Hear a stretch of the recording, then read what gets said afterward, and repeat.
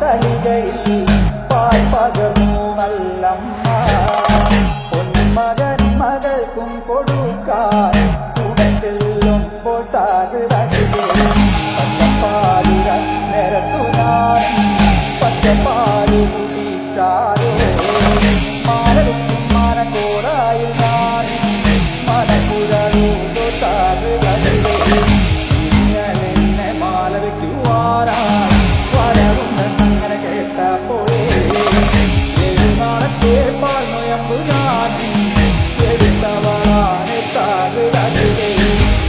കൊല്ലം മാനക്കോടായി നല്ല അറിവിട്ടും ദൂരപ്പാടിക്കൽ അകത്തില്ല പാകശാലയിൽ നല്ലമ്മ